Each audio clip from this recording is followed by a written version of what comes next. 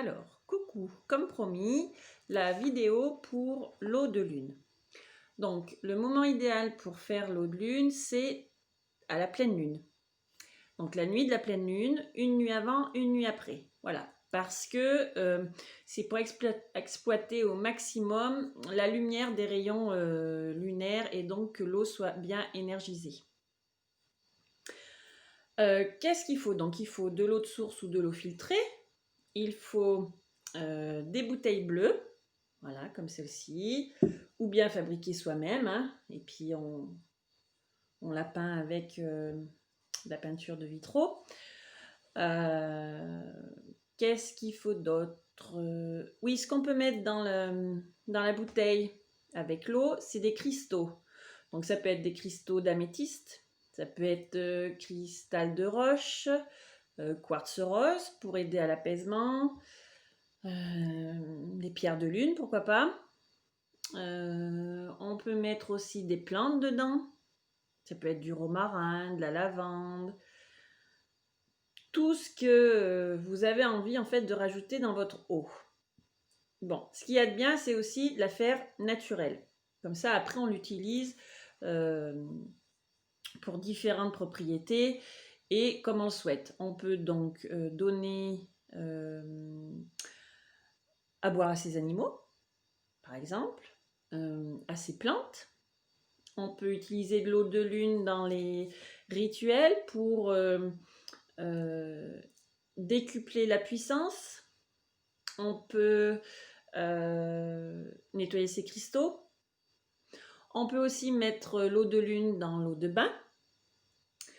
La boire, bien évidemment, hein, faire des cures d'eau de lune le matin à jeun, boire un verre d'eau de lune, parce qu'elle a des propriétés protectrices, apaisantes, revigorantes, énergisantes.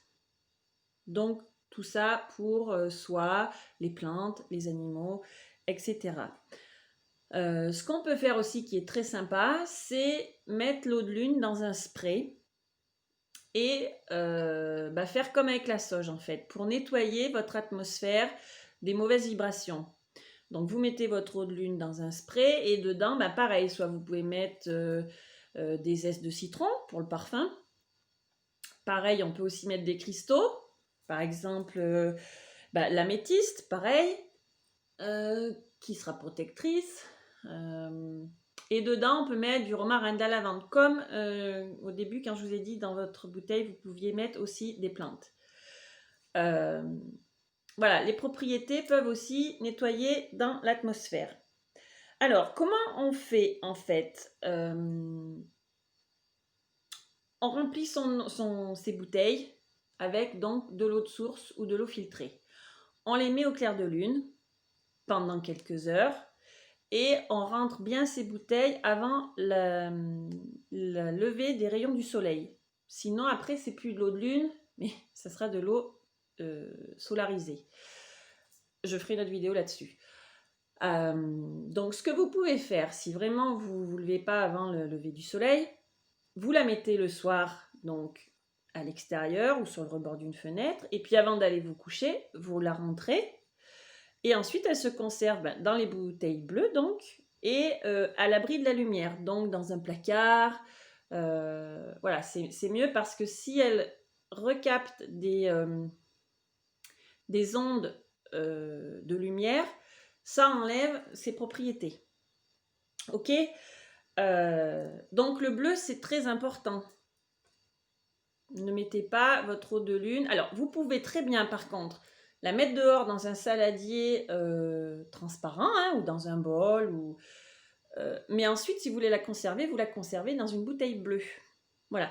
Pour celles qui n'ont pas de bouteille bleue tout de suite, ce soir, vous pouvez déjà tester en mettant votre eau dans un saladier et puis en la buvant demain matin. Ça peut être déjà une première expérience. Mais ouais, la bouteille bleue est importante. Ok? On peut aussi augmenter la vibration par les symboles. Par exemple, cette bouteille, voilà, elle a le home. Et puis elle a la graine de vie pour la gratitude, etc. Ça amplifie les vibrations. Elle a aussi tout autour le merci en toutes les langues.